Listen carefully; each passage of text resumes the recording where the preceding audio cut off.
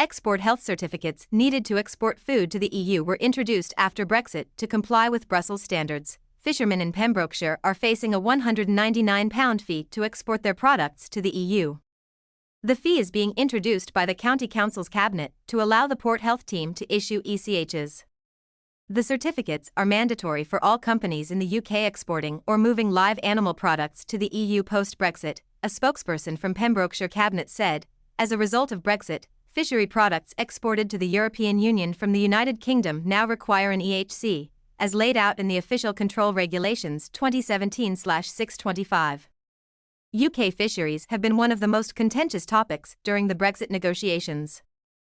Former Prime Minister Boris Johnson had promised UK fishermen they would be fully protected in the event of any post-Brexit trade deal with the European Union, which was signed on December 30, 2020. The trade deal stated there would be a 5-year transition period during which little would change that would see EU boats continue to gain access to UK waters until 2026.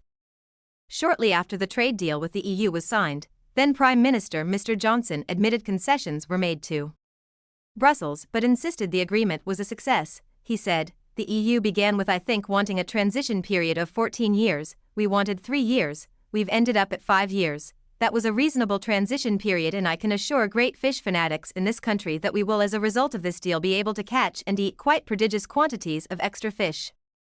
For the first time since 1973 we will be an independent coastal state with full control of our waters, with the UK's share of fish in our waters rising substantially from roughly half today to closer to 2/3 in 5.5 years' time. After that, there is no theoretical limits beyond those placed by science or conservation on the quantity of our own fish that."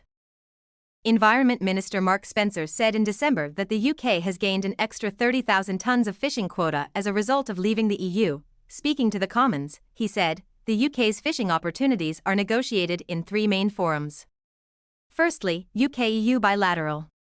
Today the UK reached an agreement with the EU on total allowable catches for 2023 on 69 stocks as well as arrangements for non-quota stocks.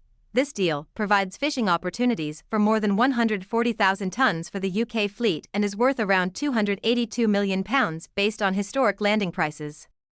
As part of this deal, we have agreed access arrangements on albacore tuna, on spurdog in the North Sea for the first time through the UK-EU written record.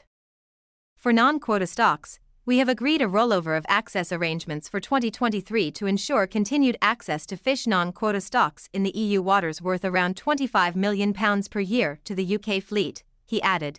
As a result of the quota share uplifts agreed in the Trade and Cooperation Agreement, the UK has around 30,000 tonnes more quota from these negotiations and it would have received if it were as it would, as a previous member of the EU.